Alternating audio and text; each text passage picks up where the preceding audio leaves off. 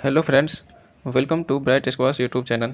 आज मैं आपको 10वीं कक्षा के भौतिकी के महत्वपूर्ण प्रश्न कराएंगे, अर्थात फिजिक्स का यह काफ़ी महत्वपूर्ण नोट्स है, जो कि किसी भी अगर आप बोर्ड से 10वीं की तैयारी कर रहे हैं तो आपके लिए काफ़ी महत्वपूर्ण होने वाला है यह वीडियो।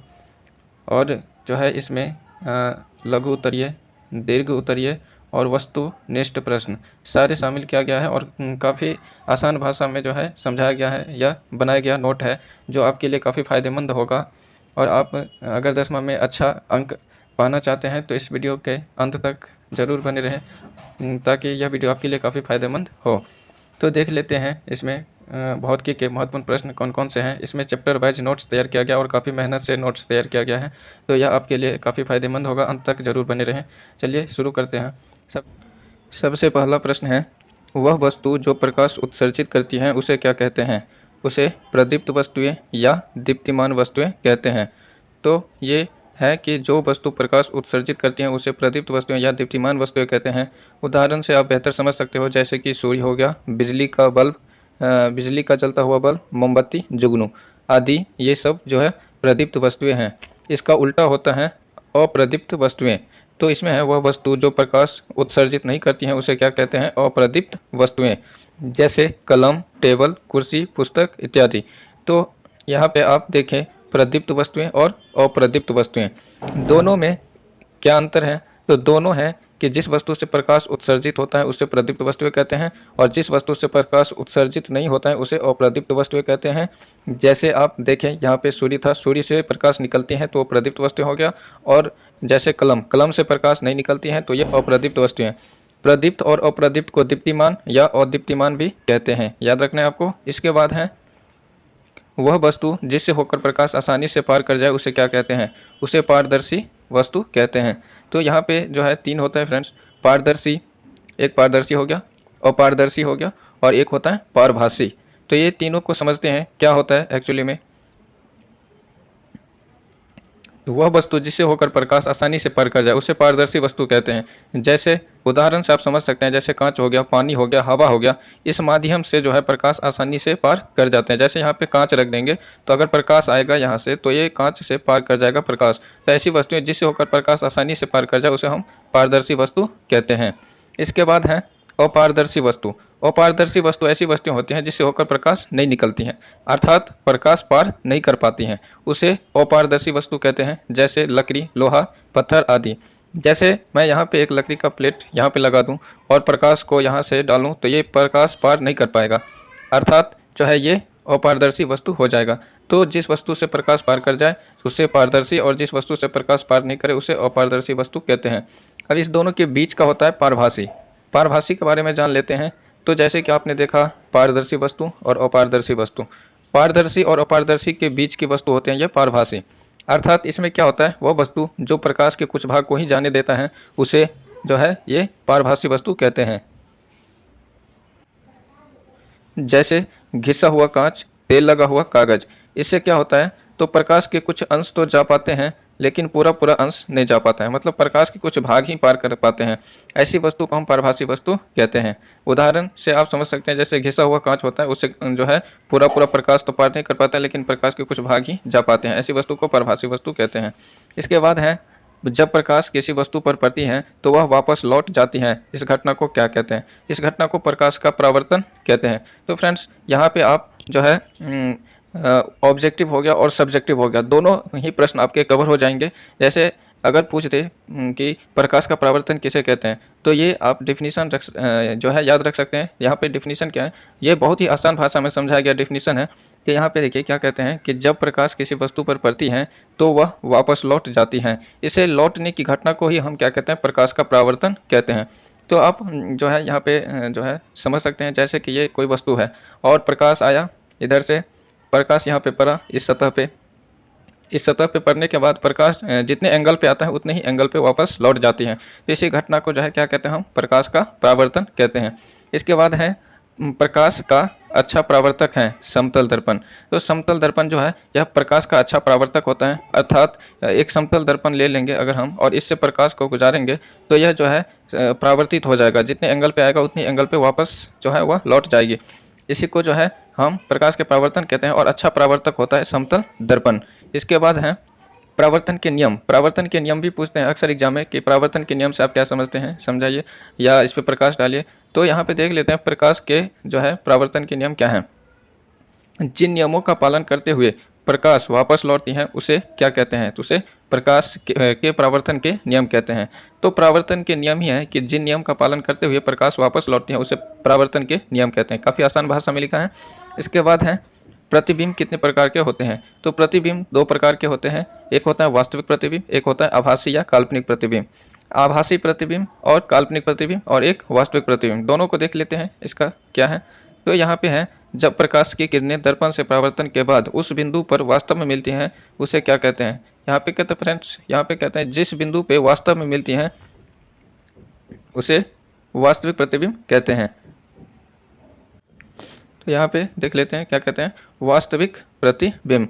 वास्तविक प्रतिबिंब में क्या है, जब प्रकाश की किरण दर्पण से परावर्तन के बाद जिस बिंदु पर वास्तव में मिलती हैं उसे क्या कहते हैं, उसे वास्तविक प्रतिबिंब कहते हैं। तो वास्तविक प्रतिबिंब और आभासी प्रतिबिंब ये दोनों समझ लेते हैं। इसमें क्या होता है फ्रेंड्स, जब दर्पण से प्रकाश परावर्तित होता है और जिस बिंदु पर जाके मिलती है तो वास्तव में जिस बिंदु पर मिलती है उसे वास्तविक प्रतिबिंब कहते हैं। और जब मिलती हुई या आती हुई प्रतीत होती है, जिस बिंदु से आती हुई प्रतीत होती है, वास्तव में जो है ये मिलती नहीं है, जब प्रतीत होती है बिंदु, जिस बिंदु से आती हुई प्रतीत होते हैं उसे आभासी प्रतिबिंब कहते हैं। तो यहाँ पे डिफिनीशन देख लेते हैं क्या है। तो यहाँ पे है जब प्रकाश की किरणें परावर्तन के बाद जिस बिंदु से आती हुई प्रतीत होती हैं उसे क्या कहते हैं, आभासी प्रतिबिंब। और यहाँ पे है वास्तविक प्रतिबिंब कैसा होता है, तो वास्तविक प्रतिबिंब हमेशा उल्टा होता है, याद रखना। इसके बाद है आभासी प्रतिबिंब कैसा होता है, आभासी प्रतिबिंब हमेशा सीधा होता है। तो यहाँ पे देखें आप कि वास्तविक प्रतिबिंब हमेशा उल्टा होगा और आभासी प्रतिबिंब हमेशा सीधा होगा, ये काफ़ी इंपॉर्टेंट है, याद रखना। इसके बाद है गोलीय दर्पण की फोकस दूरी तथा उसकी वक्रता त्रिज्या में क्या संबंध होता है, तो वह आधी होती है। आधी होती है मतलब 1/2।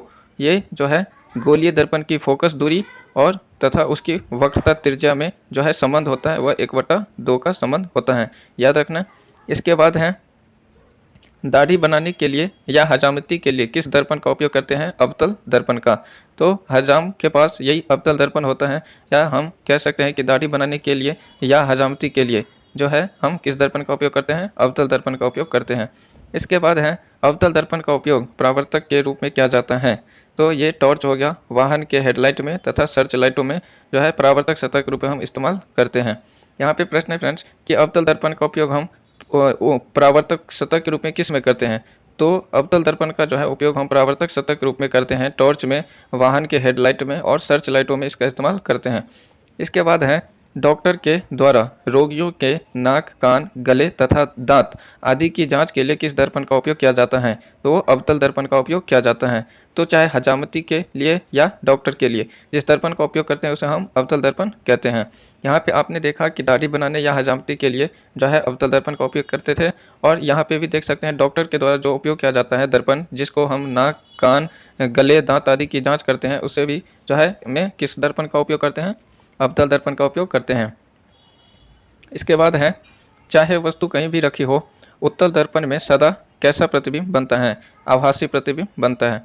तो याद रखना फ्रेंड्स, काफ़ी महत्वपूर्ण है। उत्तल दर्पण में वस्तु कहीं भी रखी हो उसमें हमेशा जो है प्रतिबिंब बनता है, आभासी प्रतिबिंब बनता है। आभासी प्रतिबिंब मतलब काल्पनिक प्रतिबिंब ही बनता है उसमें।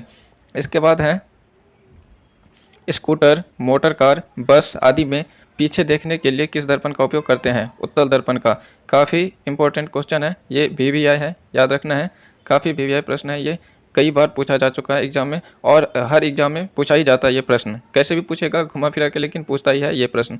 तो याद रखना है कि स्कूटर हो गया या मोटर कार हो गया, बस हो गया आदि जितने भी वाहन होते हैं उसमें जो पीछे के दृश्य को देखने के लिए दर्पण लगे होते हैं उसमें हम जो है किस दर्पण का उपयोग करते हैं, उत्तल दर्पण का उपयोग करते हैं। इसके बाद है दर्पण सूत्र। तो दर्पण सूत्र याद रखना है, दर्पण सूत्र जो है क्या होता है, तो दर्पण सूत्र भी कभी कभी एग्जाम में पूछ देते हैं, डायरेक्ट दर्पण सूत्र पूछ देगा। तो ये दर्पण सूत्र होता है 1/V + 1/U = 1/F, ये होता है दर्पण सूत्र। इसके बाद है प्रतिबिंब की ऊंचाई और वस्तु की ऊंचाई के अनुपात को क्या कहते हैं, आवर्धन कहते हैं। तो यहाँ पे याद रखना फ्रेंड्स, प्रतिबिंब की ऊंचाई होगा और वस्तु की ऊंचाई होगा। तो ये दोनों का जो है अनुपात को हम क्या कहते हैं, आवर्धन कहते हैं। इसके बाद है गोलीय दर्पण की फोकस दूरी f, उसकी वक्रता त्रिज्या r की क्या होती हैं, तो वह आधी होती हैं। गोलीय दर्पण की फोकस दूरी उसकी वक्रता त्रिज्या की जो है आधी होती है। ये प्रश्न ऊपर भी पढ़ चुके हैं। अर्थात कहने का तात्पर्य है कि f बराबर होता है ये r/2, तो f बराबर r/2 होता है। ये प्रश्न जो है पूछ देता है कि f बराबर क्या होता है, तो r/2 याद रखना है, एक तरह से फॉर्मूला भी है। इसके बाद है जब प्रकाश एक पारदर्शी माध्यम से दूसरे पारदर्शी माध्यम में जाती है तो वह मुड़ जाती है, अर्थात दिशा परिवर्तन हो जाता है। इस घटना को क्या कहते हैं, तो प्रकाश का अपवर्तन कहते हैं। तो फ्रेंड्स, ये प्रकाश का अपवर्तन भी काफ़ी महत्वपूर्ण है। तो देख लेते हैं। इसमें कहते हैं कि जब प्रकाश एक पारदर्शी माध्यम से कहते हैं कि जब प्रकाश एक पारदर्शी माध्यम से दूसरे पारदर्शी माध्यम में जाती है तो वह मुड़ जाती है। क्या होता है फ्रेंड्स, वो मुड़ जाती है, और मुड़ने की इसी घटना को प्रकाश का अपवर्तन कहते हैं, अर्थात दिशा परिवर्तन हो जाता है। तो ये हो गया प्रकाश का अपवर्तन। जैसे कि प्रकाश का अपवर्तन से आप समझ सकते हैं, जैसे कि पानी में जो है पानी रहता है, इसमें कोई मछली होती है, और जब कोई ऊपर से मछली को देखता है तो वो मछली थोड़ा ऊपर प्रतीत होता है, जो वास्तविक स्थान से जो है थोड़ा ऊपर प्रतीत होता है। तो वही होता है कि जब प्रकाश पारदर्शी माध्यम से दूसरे पारदर्शी माध्यम में जाती हैं तो क्या होता है, वो मुड़ जाती हैं, और इसी कारण से जो है हमें मछली थोड़ा ऊपर प्रतीत होता है। जैसे बाल्टी में जो है एक सिक्का डालते हैं तो क्या होता है, बाल्टी में जब हम एक सिक्का डालते हैं तो वो भी जो है पानी से भरा बाल्टी में सिक्का हमें ऊपर प्रतीत होता है। ये सब घटना जो होता है प्रकाश का अपवर्तन के कारण ही होता है। इसके बाद है प्रकाश की चाल सबसे अधिक इसमें होती है, निर्वात में होती है। तो प्रकाश की चाल सबसे अधिक निर्वात में होती है। अगर कितना होता है देखें तो 3 लाख किलोमीटर प्रति सेकेंड होता है, काफ़ी महत्वपूर्ण है। ये प्रकाश की चाल सबसे अधिक निर्वात में होता है। तो याद रखना फ्रेंड्स, निर्वात का मतलब क्या है, निर्वात का मतलब है शून्य या मुक्त आकाश। निर्वात का मतलब है शून्य या मुक्त आकाश। इसमें 3 लाख किलोमीटर प्रति सेकेंड प्रकाश की चाल होता है। इसके बाद है पानी। पानी में प्रकाश की चाल कितना होता है, तो पानी में प्रकाश की चाल होता है 2,25,000 किलोमीटर प्रति सेकेंड। याद रखना फ्रेंड्स, ये सब काफ़ी आसान सवाल है जो कि एग्जाम में पूछा जाता रहता है, और ये हम अगर नहीं पढ़े रहते हैं तो छूट जाता है। तो यहाँ पे आप 3 याद रख सकते हैं, एक ये और एक ये, और ये सीरियल वाइज है, याद रखने में काफ़ी जो है आसानी होगी। जैसे ये 3 लाख हो गया, और ये 2,25,000 हो गया, और ये हो गया 2 लाख। तो आप सीरियल वाइज याद रखेंगे तो आसानी से याद रहेगा। यहाँ हो गया प्रकाश की चाल सबसे अधिक होता है निर्वात में 3 लाख किलोमीटर प्रति सेकेंड, और पानी में प्रकाश की चाल होता है 2,25,000 किलोमीटर प्रति सेकेंड। और यहाँ है कांच। कांच में प्रकाश की चाल कितना होता है, 2 लाख किलोमीटर प्रति सेकेंड। याद रखना है, 1 से 2 बार अगर यह वीडियो देखोगे आप तो ज़रूर याद रहेगा, 2 से 3 बार में काफ़ी क्लियर हो जाएगा आपका कंसेप्ट। तो देख लेना एक बार, इसको देख लेते हैं आगे। प्रश्न क्या है, किसी माध्यम का अपवर्तनांक होता है, किसी माध्यम का अपवर्तनांक होता है शून्य में प्रकाश की चाल बटे उस माध्यम में प्रकाश की चाल। तो याद रखना है, किसी माध्यम का अपवर्तनांक होता है शून्य में प्रकाश की चाल बटे उस माध्यम में प्रकाश की चाल। इसके बाद है अपवर्तनांक। अपवर्तनांक देख लेते हैं किसका कितना अपवर्तनांक होता है। वायु, सबसे पहले है वायु। वायु का अपवर्तनांक होता है 1.0003। कांच का अपवर्तनांक होता है 1.5। हीरा में होता है 2.42। इसके बाद है पानी। पानी में होता है 1.33। केरोसिन में होता है 1.44। इसके बाद है एल्कोहल। एल्कोहल में होता है 1.36। टारपीन में होता है 1.47। ये जो है कुछ वस्तु है और उसके अपवर्तनांक है, याद रखना है। अगर आप 2 से 3 बार वीडियो देख लोगे तो आपका सारा कंसेप्ट क्लियर हो जाएगा, एक भी प्रश्न छूटेगा नहीं। तो जो है इसमें अपवर्तनांक जो है एक बार अगर आप पढ़ लोगे, देख लोगे, समझ लोगे तो कई हद तक आपको अंदाज़ा लग जाएगा कि किसका अपवर्तनांक कितना होता है। तो एक बार और देख लेते हैं। वायु में होता है 1.0003। कांच में होता है 1.5। हीरा का होता है 2.42। इसके बाद है पानी का होता है 1.33। केरोसिन का होता है 1.44। एल्कोहल में होता है 1.36। टारपीन का होता है 1.47। इसके बाद है सबसे अधिक अपवर्तनांक किसका होता है, सबसे अधिक अपवर्तनांक होता है हीरा का। तो आप देख सकते हैं यहाँ पे भी कि सबसे अधिक अपवर्तनांक किसका है, हीरा का अपवर्तनांक है। जो हीरा का अपवर्तनांक कितना होता है, 2.42 होता है, 2.42। ये हीरा का अपवर्तनांक होता है जो कि सबसे अधिक अपवर्तनांक होता है हीरा का। इसके बाद है दो माध्यमों के निरपेक्ष अपवर्तनांकों के अनुपात को क्या कहते हैं। तो ये आपेक्षिक अपवर्तनांक होता है। याद रखना है, दो माध्यमों के निरपेक्ष अपवर्तनांकों के अनुपात को क्या कहते हैं? आपेक्षिक अपवर्तनांक कहते हैं। इसके बाद है अपवर्तन के कितने नियम हैं? अपवर्तन के दो नियम हैं। अपवर्तन के दो नियम हैं। तो प्रकाश के अपवर्तन के दूसरे नियम को क्या कहते हैं? स्नेल का नियम कहते हैं। प्रकाश के अपवर्तन के दो नियम हैं, जिसमें से दूसरा नियम जो है वह स्नेल के नियम है। ये अक्सर पूछा जाता है दूसरा नियम। तो प्रकाश के अपवर्तन के दूसरे नियम को हम स्नेल का नियम भी कहते हैं। इसके बाद है पानी से भरी बाल्टी में छरी मुड़ा हुआ दिखता है, क्यों? तो है ये प्रकाश के अपवर्तन के कारण। वहाँ पे मैंने आपको समझाया था कि एक बाल्टी है, जैसे कि मान लेते हैं ये एक बाल्टी है, इसमें कोई छरी दे दिया, अगर इसमें पानी भरा है तो ये मुड़ा हुआ प्रतीत होगा हमें। ये होता है प्रकाश के अपवर्तन के कारण। या आप देख सकते हैं कि जैसे एक बाल्टी हो गया और बाल्टी हो गया, इसमें हम अगर एक सिक्का डाल दें तो ये सिक्का जो है, अगर पानी से भरे बाल्टी में सिक्का को डाल दिया जाए तो सिक्का भी जो है अपने वास्तविक स्थान से थोड़ा ऊपर प्रतीत होता है। ये भी होता है प्रकाश के अपवर्तन के कारण।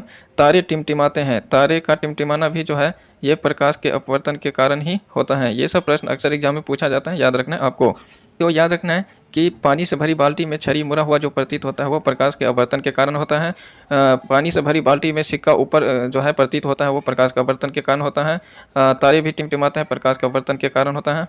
इसके बाद है जब पानी से भरी बाल्टी में एक सिक्का गिराया जाता है तो वह वास्तविक गहराई से ऊपर प्रतीत होता है प्रकाश के अपवर्तन के कारण। इसके बाद है किसी कोण पर झुके दो समतल पृष्ठों के बीच घिरे पारदर्शक माध्यम को क्या कहते हैं? प्रिज्म कहते हैं। तो प्रिज्म का अगर डिफिनीशन भी पूछ ले तो यह याद रखना है, किसी कोण पर झुके दो समतल पृष्ठों के बीच घिरे पारदर्शक माध्यम को प्रिज्म कहते हैं। इसके बाद है पारदर्शक पदार्थ का वह टुकड़ा जो निश्चित ज्यामितीय सतहों से घिरा होता है उसे क्या कहते हैं? लेंस। लेंस का भी डिफिनीशन अगर पूछ ले तो लेंस का डिफिनीशन हो जाएगा कि पारदर्शक पदार्थ का वह टुकड़ा जो निश्चित ज्यामितीय सतहों से घिरा हो उसे लेंस कहते हैं। इसके बाद है लेंस कितने प्रकार के होते हैं? लेंस कितने प्रकार के होते हैं? लेंस दो प्रकार के होते हैं। कौन कौन? तो एक होता है उत्तल लेंस और एक होता है अवतल लेंस। उत्तल लेंस और अवतल लेंस। उत्तल लेंस को अभिसारी लेंस और अवतल लेंस को अपसारी लेंस भी कहते हैं। याद रखना फ्रेंड्स, उत्तल लेंस को जो है अभिसारी लेंस और अवतल लेंस को अपसारी लेंस भी कहते हैं। इसके बाद है लेंस के वृत्तीय परिधि के व्यास को क्या कहते हैं? उसे हम द्वारक कहते हैं। याद रखना है, लेंस के वृत्तीय परिधि के जो व्यास होता है उसको हम द्वारक कहते हैं। इसके बाद है लेंस सूत्र। लेंस सूत्र भी कभी कभी एग्जाम में डायरेक्ट पूछ लेते हैं। याद रखना है आपको, लेंस सूत्र होता है 1/v माइनस 1/u बराबर I/f। सॉरी फ्रेंड्स, ये I है। तो लेंस सूत्र क्या होता है? I/v माइनस I/u बराबर I/f। ये होता है लेंस सूत्र। इसके बाद है लेंस की क्षमता का मात्रक क्या होता है? लेंस की क्षमता का मात्रक होता है डायोप्टर। काफ़ी भी प्रश्न है, तो याद रखना है लेंस की क्षमता का मात्रक क्या होता है? डायोप्टर होता है। इसके बाद है आँख तथा कैमरे में प्रकाश की मात्रा को नियंत्रित करता है पुतली। तो ये आँख में जो प्रकाश की मात्रा को नियंत्रित करता है वो पुतली करता है, जबकि कैमरे में जो प्रकाश की मात्रा को नियंत्रित करता है वो डायफ्राम करता है। ये कैमरे में डायफ्राम लगा होता है और आँख में पुतली होता है। याद रखना है दोनों चीज़, आँख में प्रकाश के मात्रा को नियंत्रित करता है वो पुतली, जबकि कैमरे में ये डायफ्राम। काफ़ी इंपॉर्टेंट है, आँख में पुतली और कैमरे में डायफ्राम प्रकाश की मात्रा को नियंत्रित करता है। इसके बाद है नेत्रदान में आँख के किस भाग को दान में दिया जाता है? कॉर्निया को। तो जब हम आँख को दान में देते हैं तो आँख के किस भाग को दान में देते हैं? वो कॉर्निया को ही दान में देते हैं। याद रखना काफ़ी महत्वपूर्ण है। इसके बाद है आँख में वस्तु का प्रतिबिंब कहाँ पर बनता है? वह दृष्टिपटल, जिसे हम रेटिना कहते हैं, वहाँ पे बनता है। और कैसा प्रतिबिंब बनता है? उल्टा और छोटा प्रतिबिंब बनता है। याद रखना है, आँख में वस्तु का प्रतिबिंब जो बनता है वह रेटिना पर बनता है। रेटिना अर्थात दृष्टिपटल पर बनता है। और कैसा प्रतिबिंब बनता है? उल्टा और छोटा प्रतिबिंब बनता है। याद रखना फ्रेंड्स, अगर आप देखें तो प्रीवियस ईयर का क्वेश्चन पेपर निकाल के देख लेना आप।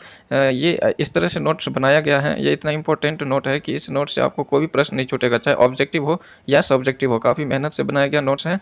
ये आपके लिए काफ़ी फायदेमंद है। या 10th के जो बोर्ड का जो है फाइनल एग्जाम होता है, इसमें काफ़ी आपके जो है मार्क दिलाएगा। तो जो है सारे नोट्स है इसमें। ये फिजिक्स का नोट अभी चल रहा है, इसके बाद केमिस्ट्री का आएगा, फिर बायोलॉजी का आएगा, हिस्ट्री, ज्योग्राफी, सिविक्स, ये सारे का नोट्स है। तो आप अगर ब्राइट स्क्वाश को चैनल को सब्सक्राइब नहीं करें तो ये सब्सक्राइब कर लें, ताकि जो है आने वाली वीडियो का अपडेट आपको मिलता रहे। और जो है ये जो है आपके लिए ये वीडियो काफ़ी फ़ायदेमंद है, तो अंत तक बने रहें और सारे वीडियो देखें। यहाँ जो है फिजिक्स के बाद केमिस्ट्री, बायोलॉजी, हिस्ट्री का भी है, ज्योग्राफी हो गया, सिविक्स हो गया, इकोनॉमिक्स हो गया, सारे का नोट्स जो है इस वीडियो जो है इस चैनल पे जो है डाल दिया जाएगा। यहाँ पे देख लेते हैं। इसके बाद है नेक्स्ट प्रश्न, अस्पष्ट दृष्टि की न्यूनतम दूरी कितना होता है? 25 सेंटीमीटर। अस्पष्ट दृष्टि की न्यूनतम दूरी, काफ़ी इंपॉर्टेंट प्रश्न है ये, कई बार एग्जाम में पूछा जा चुका है ये प्रश्न। 25 सेंटीमीटर होता है अस्पष्ट दृष्टि की न्यूनतम दूरी। क्या होता है? 25 सेंटीमीटर। इसके बाद है आँख अपने सिलियरी पेशियों को तनाव बढ़ाकर नेत्र लेंस की फोकस दूरी कम या अधिक कर के वस्तु को साफ साफ देखते हैं, इसे क्या कहते हैं? जो है समंजन कहते हैं। तो समंजन क्षमता जो होता है फ्रेंड्स, समंजन क्षमता, तो ये समंजन क्षमता क्या होता है? तो कई बार हम, जैसे कि यहाँ पे एक वस्तु रखी है, यहाँ पे एक वस्तु रखी है, तो मान लेते हैं कि यहाँ पे एक वस्तु रखी है, यहाँ पे एक वस्तु रखी है, यहाँ पे एक वस्तु, कोई व्यक्ति यहाँ पे है, कोई व्यक्ति यहाँ पे है खड़ा, और ये व्यक्ति अगर इस वस्तु को देखे तो सिर्फ ये वस्तु जो है क्लियर दिखता है और ये ब्लर हो जाता है, ये वस्तु धुंधला दिखता है। अगर यही व्यक्ति इस वस्तु को देखे तो ये वस्तु क्लियर दिखता है, ये ब्लर हो जाता है। तो इसे ये समंजन क्षमता कहते हैं, याद रखना है। तो यहाँ पे अगर हम समंजन क्षमता या समंजन की अगर डिफिनीशन की बात करें तो यहाँ पे देख सकते हैं डिफिनीशन काफ़ी आसान भाषा में समझा गया है। कहते हैं आँख जो है अपने सिलियरी पेशियों को जो है तनाव बढ़ाकर नेत्र लेंस की फोकस दूरी को कम या अधिक करके वस्तु को साफ साफ देखते हैं, इसे क्या कहते हैं? समंजन कहते हैं। इसके बाद है जब आँख किसी वस्तु को साफ साफ देखने की क्षमता खो देता है, उसे क्या कहते हैं? दृष्टि दोष। तो फ्रेंड्स, जैसे कि आपको पता ही होगा कि दृष्टि दोष होता है जिसमें एक दूर दृष्टि दोष होता है और एक निकट दृष्टि दोष होता है। तो दृष्टि दोष होता क्या है? तो दृष्टि दोष होता है जब आँख जो है साफ साफ देखने की क्षमता खो देता है, उसे हम दृष्टि दोष कहते हैं। तो अब आँख ने जो है क्षमता खो दिया, साफ साफ देखने की क्षमता खो दिया, तो दृष्टि दोष हो गया। और दृष्टि दोष में भी कौन सा दृष्टि दोष? क्योंकि दृष्टि दोष जो है 3 तरह के होते हैं, जैसे कि यहाँ देख सकते हैं आप, यहाँ पे दृष्टि दोष 3 प्रकार के होते हैं। कौन कौन? तो पहला होता है निकट दृष्टि दोष, दूसरा दूर दृष्टि दोष और तीसरा होता है जरा दृष्टि दोष। तो निकट दृष्टि दोष को हम मायोपिया भी कहते हैं। निकट दृष्टि दोष को क्या कहते हैं? मायोपिया। इसके बाद है ये 48 प्रश्न देख लेते हैं। यहाँ पे जब कोई व्यक्ति निकट की वस्तु को साफ साफ तो देख सकता है पर दूर की वस्तु को नहीं, इस दृष्टि दोष को क्या कहते हैं? तो निकट दृष्टि दोष कहते हैं, जिसको हम मायोपिया के नाम से भी जानते हैं। तो ये जो है निकट की दृष्टि दोष में क्या होता है फ्रेंड्स, ये आपको समझना पड़ेगा। कई सारे लोग इसको उल्टा समझ लेते हैं, क्योंकि ये जो है निकट दृष्टि दोष है, इसका मतलब समझ लेते हैं कि जो है निकट के जो है वस्तु नहीं दिखाई देगा, लेकिन इसमें उल्टा होता है। उल्टा क्या होता है? यहाँ पे देख सकते हैं कि निकट दृष्टि दोष में जो है दूर की वस्तु को नहीं देख सकता है, मतलब निकट दृष्टि दोष में दूर की वस्तु नहीं दिखाई देगा। निकट की वस्तु तो दिखाई देगा लेकिन दूर की वस्तु दिखाई नहीं देगा, इसे निकट दृष्टि दोष कहते हैं। इसका ठीक उल्टा होता है। इसके बाद देख लेते हैं दूर दृष्टि दोष। दूर दृष्टि दोष में क्या होगा फ्रेंड्स? तो दूर दृष्टि दोष में दूर की वस्तु तो दिखाई देगा लेकिन निकट की वस्तु दिखाई नहीं देगा। तो डिफिनीशन देख लेते हैं क्या है। जब कोई व्यक्ति दूर की वस्तु को साफ साफ देख सकता है, यहाँ पे देख सकते हैं फ्रेंड्स, दूर दृष्टि दोष में दूर की वस्तु को साफ साफ देख रहा है लेकिन निकट की वस्तु को नहीं देख सकता, इसे जो है दूर दृष्टि दोष कहते हैं। तो याद रखना काफ़ी आसान है, लेकिन इसमें कन्फ्यूजन क्या होता है फ्रेंड्स? कन्फ्यूजन होता है कि बच्चे लोग निकट दृष्टि दोष का मतलब समझ लेते हैं कि निकट की वस्तु नहीं दिखाई देगा, दूर दृष्टि दोष का मतलब समझ लेते हैं कि दूर की वस्तु नहीं दिखाई देगा, लेकिन इसमें ठीक उल्टा होता है। अगर निकट दृष्टि दोष रहे तो निकट की वस्तु दिखाई देगा, दूर की वस्तु नहीं दिखाई देगा। दूर दृष्टि दोष रहे तो दूर की वस्तु तो दिखाई देगा लेकिन निकट की वस्तु दिखाई नहीं देगा, ये याद रखना है आपको।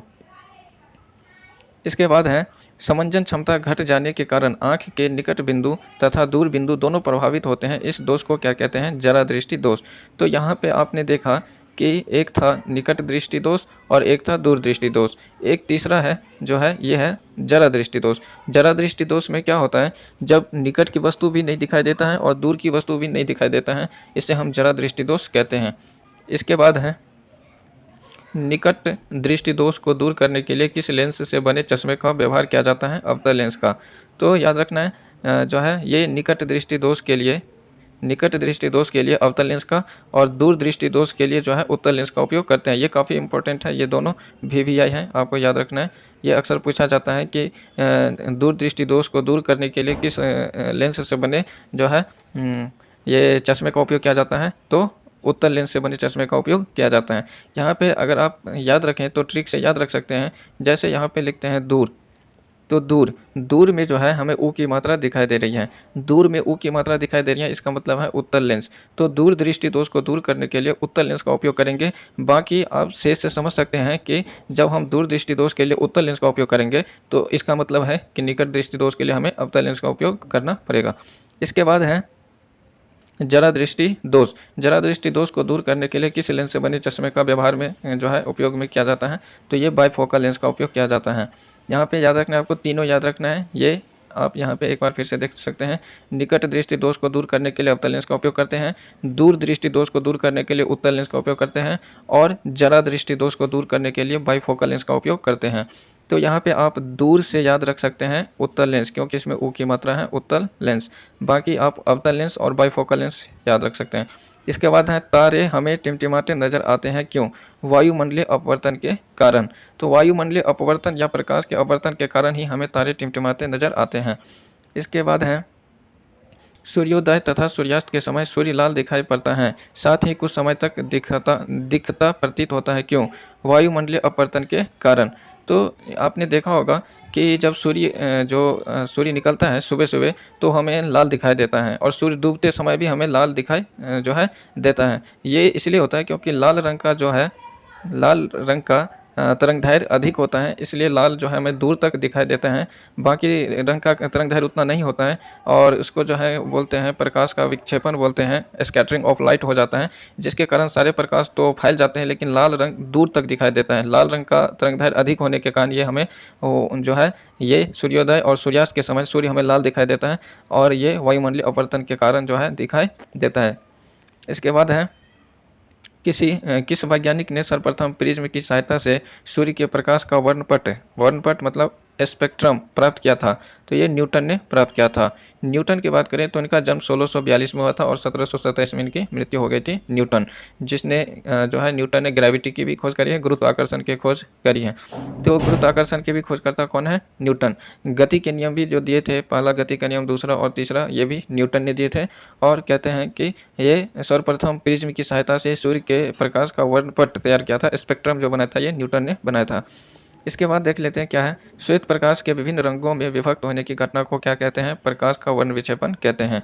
प्रकाश का वर्ण विक्षेपण से आप क्या समझते हैं? प्रकाश का वर्ण विक्षेपण किसे कहते हैं? प्रकाश के वर्ण विक्षेपण पे प्रकाश डालिए, ये सब कई तरह से जो है प्रश्न पूछा जाता है। तो प्रकाश का वर्ण विक्षेपण होता क्या है? तो आप देख सकते हैं कि श्वेत प्रकाश के विभिन्न रंगों में विभक्त होने की घटना ही प्रकाश का वर्ण विक्षेपण कहलाता है। याद रखना है, श्वेत प्रकाश का जो है विभिन्न रंगों में विभक्त होना प्रकाश का वर्ण विक्षेपण कहलाता है। इसके बाद है किस रंग का तरंगदैर्घ्य सबसे अधिक तथा प्रकीर्णन सबसे कम होता है? लाल रंग का।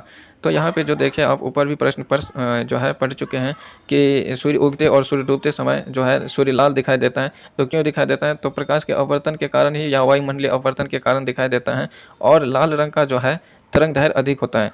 ये जो है यहाँ पे देख सकते हैं जो है किस रंग का तरंगदैर्घ्य सबसे अधिक तथा प्रकीर्णन सबसे कम होता है? तो लाल रंग का तरंगदैर्घ्य का मतलब है वो दूर तक फैलेगा, दूर तक जाएगा, ये तरंगदैर्घ्य हो गया। और प्रकीर्णन की बात करें फ्रेंड्स, तो प्रकीर्णन जो होता है ये जैसे कि ये सूर्य है, इससे जो है कई सारे प्रकाश निकलते हैं, कई सारे कलर निकलते हैं, और ये जो है विभिन्न दिशा में फैल जाते हैं, तो इसे फैलने की घटना को ही जो है प्रकीर्णन कहते हैं, स्कैटरिंग ऑफ लाइट कहते हैं। तो ये लाल रंग जो है दूर तक जाता है, जबकि कई सारे जो अन्य कलर होते हैं वो फैल जाते हैं, विभिन्न दिशा में फैल जाता है। फैलने की वजह से वो दूर तक दिखाई नहीं देता है। तो फैलने की वजह से दूर तक नहीं दिखाई देता है। तो अगर सबसे अधिक तरंगदैर्घ्य की बात करें तो लाल रंग का, और सबसे कम प्रकीर्णन की बात करें तो वह लाल रंग का होता है। ये काफ़ी इंपॉर्टेंट है, याद रखना है आपको।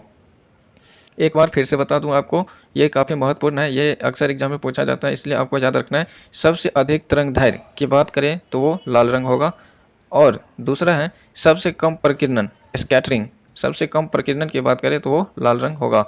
और दूर तक इसी कारण से जो है इन्हीं दो वजह से हमें लाल रंग जो है दूर तक दिखाई देते हैं। और जो है खतरा के जो है चिन्ह में जो है लाल रंग का उपयोग किया जाता है इसी वजह से, क्योंकि लाल रंग जो है हमें दूर तक दिखाई देता है, इसका तरंगदैर्घ्य अधिक होता है।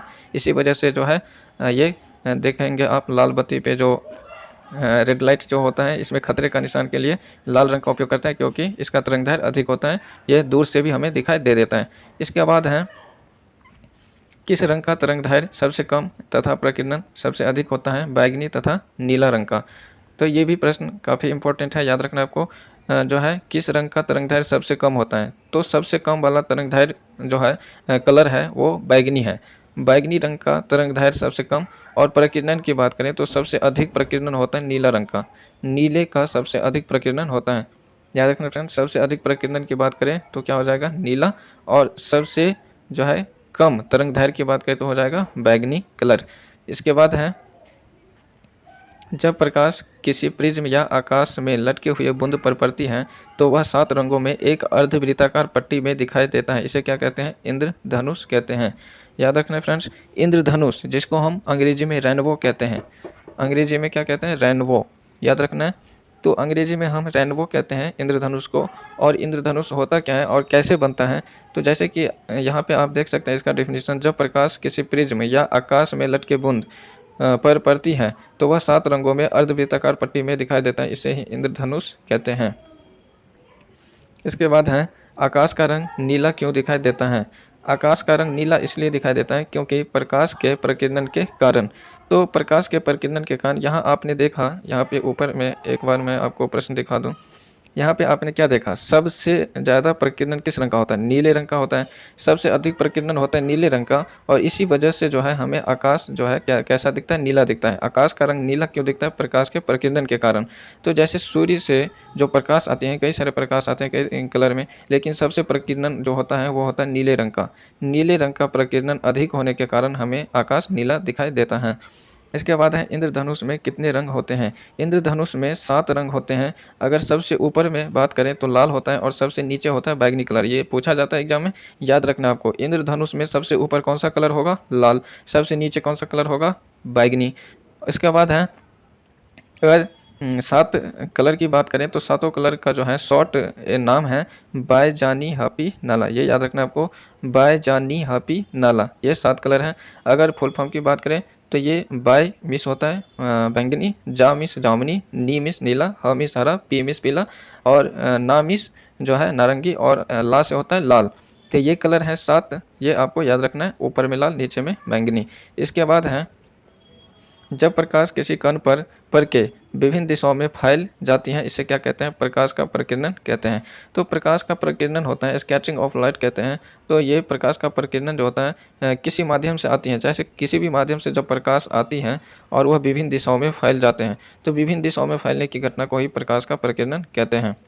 इसके बाद है, कोलाइडीय विलयन में प्रकाश के प्रकीर्णन को क्या कहते हैं? टिंडल प्रभाव। टिंडल प्रभाव भी काफ़ी जो है महत्वपूर्ण है। टिंडल प्रभाव से भी अक्सर प्रश्न पूछा जाता है। और ये कई सारे लोग जो है टिंडल प्रभाव तो नाम तो जानते हैं लेकिन इसका डेफिनेशन या इसका मतलब नहीं समझते रहते हैं। तो काफ़ी आसान है। टिंडल प्रभाव होता क्या है? तो कोलाइडी विलयन में प्रकाश के प्रकीर्णन को ही टिंडल प्रभाव कहते हैं। याद रखना फ्रेंड्स, कोलाइडीय विलयन में जो प्रकाश का प्रकीर्णन होता है उसे टिंडल प्रभाव कहते हैं। इसके बाद है, कोलाइडीय विलयन का उदाहरण क्या है? कोलाइडीय विलयन का उदाहरण है जैसे धुआं हो गया, कुहासा हो गया, धुंध, दूध। ये सब जो है कोलाइडी विलयन के जो है उदाहरण हैं। याद रखना है, कोलाइडी विलयन के उदाहरण काफ़ी महत्वपूर्ण है। धुआं, कुहासा, धुंध, दूध, ये सब कोलाइडी विलयन के उदाहरण हैं। इसके बाद देख लेते हैं, वायुमंडल के अनुपस्थिति के कारण अंतरिक्ष यात्री को आकाश कैसा दिखता है? काला दिखता है। तो जो है अंतरिक्ष यात्री जो होते हैं उनको जब अंतरिक्ष में जाते हैं तो आकाश काला दिखता है। आकाश काला किस लिए दिखता है? तो वहाँ पे जो है वायुमंडल की अनुपस्थिति होती है, मतलब वायुमंडल न रहने की वजह से आकाश काला दिखता है। याद रखना आपको। इसके बाद है, तारों में होने वाले आवेश के प्रवाह को क्या कहते हैं? विद्युत धारा। तो तारों में होने वाले आवेश के प्रवाह को विद्युत धारा कहते हैं। जैसे करंट जिसको बोलते हैं, करंट, इलेक्ट्रिक करंट जो होता है, जो वायर होते हैं, वायर जो होते हैं, इससे जो धारा प्रवाहित होता है आवेश, उसे ही विद्युत धारा कहते हैं, इलेक्ट्रिक करंट। इसके बाद है, पदार्थ के परमाणु कौन सी 3 मौलिक कणों से बने होते हैं? तो पदार्थ के परमाणु जो होते हैं वो 3 मौलिक कण से मिलकर बने होते हैं, इलेक्ट्रॉन, प्रोटॉन और न्यूट्रॉन। तो परमाणु जो होते हैं, परमाणु ये 3 मौलिक कण से बने होते हैं, इलेक्ट्रॉन, प्रोटॉन, न्यूट्रॉन। और इसमें अगर बात करें तो इलेक्ट्रॉन, प्रोटॉन और न्यूट्रॉन की बात करें तो इलेक्ट्रॉन में ऋण आवेश होता है और प्रोटॉन में धनावेश होता है। न्यूट्रॉन जो है आवेशहीन होता है। ये न्यूट्रॉन कैसा होता है? आवेशहीन कण है, जबकि इलेक्ट्रॉन माइनस और प्रोटॉन प्लस, ये जो है इसका आवेशित कण होता है। इसके बाद है, परमाणु विद्युत क्या होता है? उदासीन होता है। परमाणु विद्युत कैसा होता है? उदासीन होता है। इसके बाद देख लेते हैं, इसके बाद है आवेश का SI मात्रक क्या होता है? कूलॉम। तो यहाँ पे कुछ महत्वपूर्ण SI मात्रक है फ्रेंड्स। SI मात्रक से एक क्वेश्चन निश्चित ही पूछा जाता है, हो सकता है 2 पूछ ले, 3 पूछ ले, लेकिन एक तो 100% पूछा ही जाता है SI मात्रक। इसलिए SI मात्रक आप जो है रट के ही जाएं, चाहे जितना भी SI मात्रक हो आप जो है रट लें या अच्छी तरह से समझ लें, ताकि एक प्रश्न आपका छूटे नहीं। ये 100% एक प्रश्न पूछता ही है SI मात्रक से, एक या 2 भी पूछ सकते हैं। तो देख लेते हैं किसका SI मात्रक क्या होता है और आप जो है अच्छी तरह से याद रखें। यहाँ पे देख लेते हैं आवेश का SI मात्रक क्या होता है? कूलॉम। याद रखना है, आवेश का SI मात्रक कूलॉम होता है। इसके बाद है विद्युत विभव। विद्युत विभव का SI मात्रक वोल्ट होता है। विद्युत विभव का SI मात्रक वोल्ट। कार्य का SI मात्रक जूल होता है। कार्य का SI मात्रक जूल होता है। इसके बाद है शक्ति का SI मात्रक क्या होता है? वाट। शक्ति का SI मात्रक वाट होता है। विभवांतर का SI मात्रक वोल्ट होता है। विभवांतर का SI मात्रक वोल्ट होता है। इसके बाद है विद्युत धारा का SI मात्रक क्या होता है? एम्पियर। विद्युत धारा का SI मात्रक एम्पियर होता है। विद्युत धारा मापी जाती है आमीटर में। आमीटर या एमीटर बोलते हैं इसको। एमीटर में विद्युत धारा मापी जाती है। इसके बाद है प्रतिरोध का SI मात्रक क्या है? ओम। प्रतिरोध का SI मात्रक ओम होता है।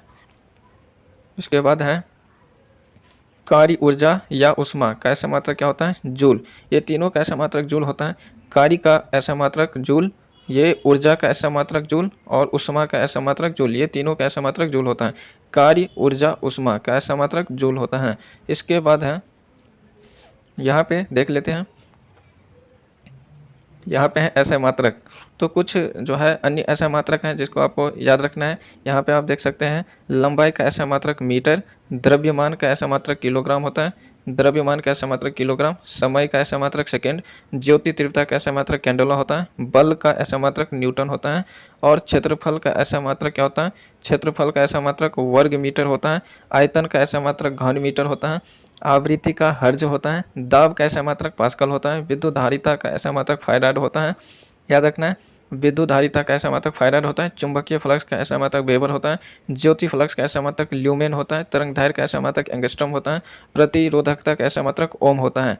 एक बार मैं आपको फिर से बता दूं कि SI मात्रक काफ़ी इंपॉर्टेंट है, यह किसी भी हालत में आपको याद रखना है ताकि एक या 2 प्रश्न आपका छूटे नहीं। ये SI मात्रक पूछा ही जाता है। इसके बाद है विद्युत विभव के मात्रक का नाम वोल्ट इटली के किस वैज्ञानिक के नाम पर रखा गया है? अलेसांद्रो वोल्टा के नाम पर रखा गया है। तो विद्युत विभव का मात्रक जो होता है वोल्ट, विद्युत विभव का SI मात्रक आपने देखा ऊपर में, वो वोल्ट होता है। विद्युत विभव का SI मात्रक वोल्ट होता है। जो इटली के वैज्ञानिक थे उन्हीं के नाम पर रखा गया था। ये इटली के वैज्ञानिक कौन थे? अलेसांद्रो वोल्टा, इनके नाम पर रखा गया है वोल्ट। इसके बाद है 1796 में वोल्टीय सेल अर्थात बैटरी का आविष्कार किसने किया था? अलेसांद्रो वोल्टा ने। तो बैटरी का आविष्कार किसने किया था? अलेसांद्रो वोल्टा।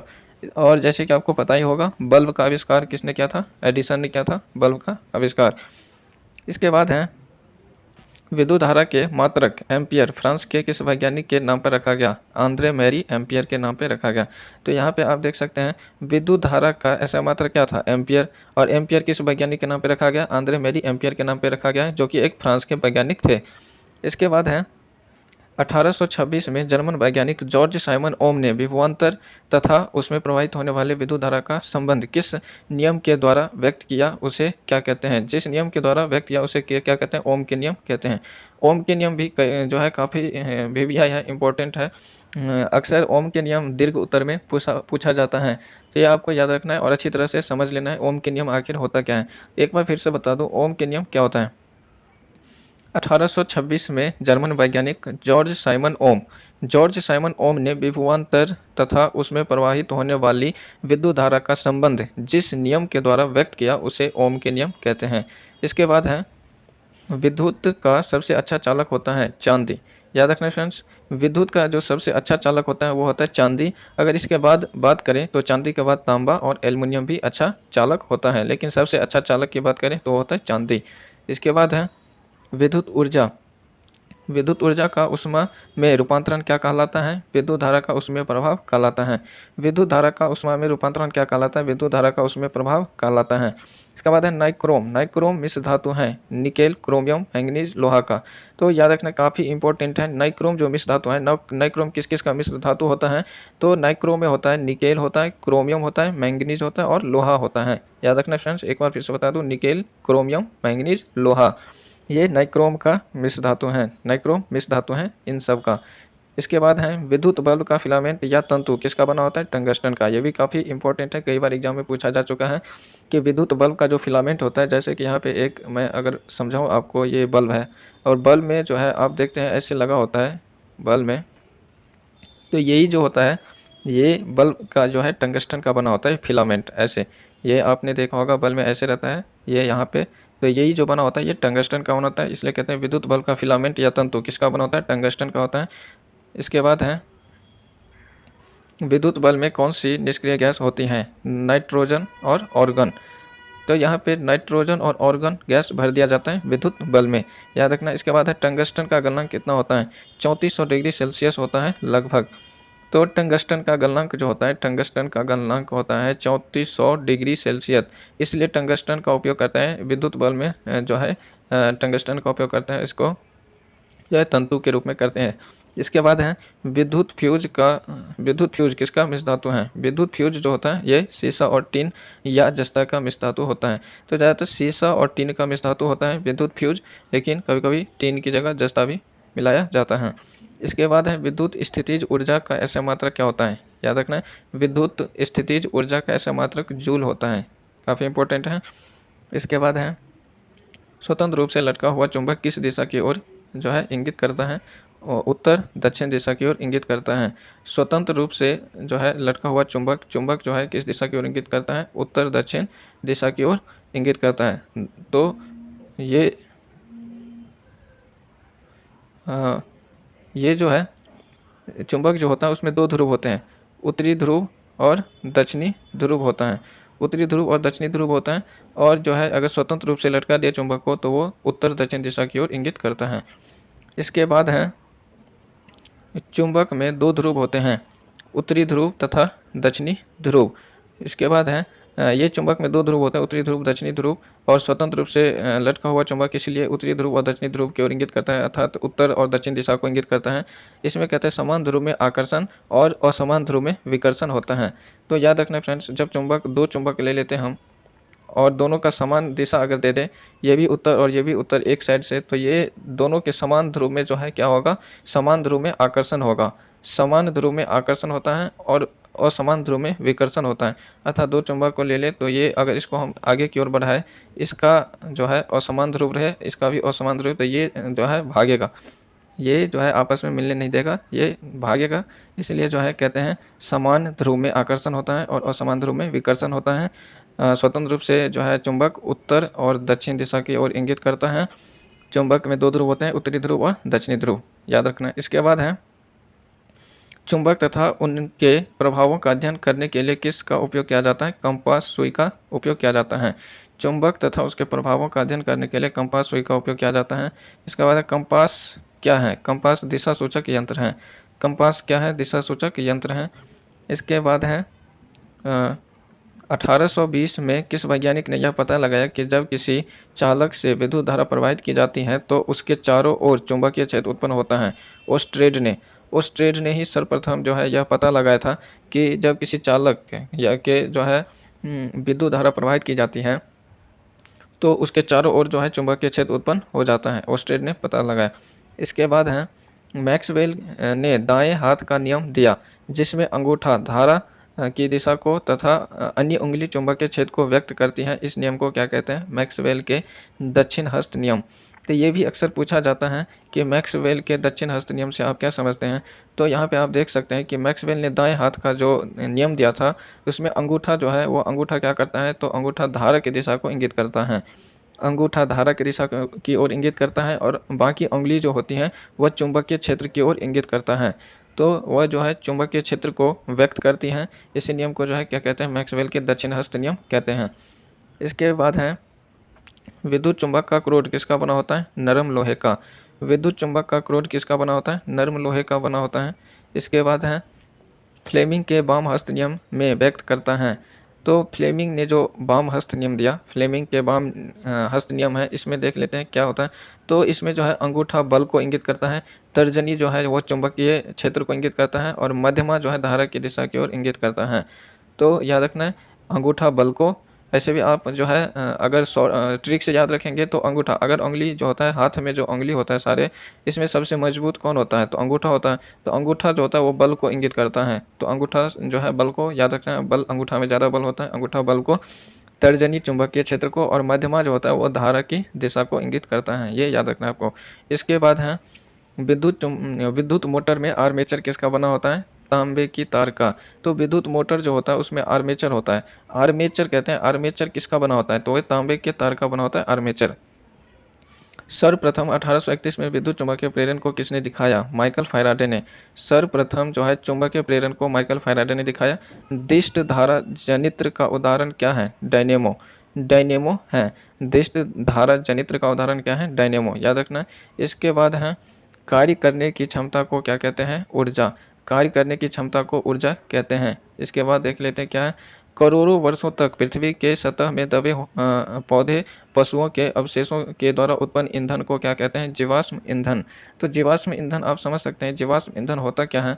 तो जीवाश्म ईंधन जब पृथ्वी के अंदर करोड़ों वर्षों तक पेड़ हो, पौधा हो, चाहे कोई पशु हो के अवशेष जो दबे रह गए और बाद में जो ईंधन ईंधन हमें प्राप्त होते हैं, इसे ही जीवाश्म ईंधन कहते हैं। और जीवाश्म ईंधन जैसे कि आप देख सकते हैं यहाँ पे कोयला हो गया, पेट्रोल हो गया, किरोसिन ऑयल हो गया, ये सब जो है जीवाश्म ईंधन के अंतर्गत आते हैं।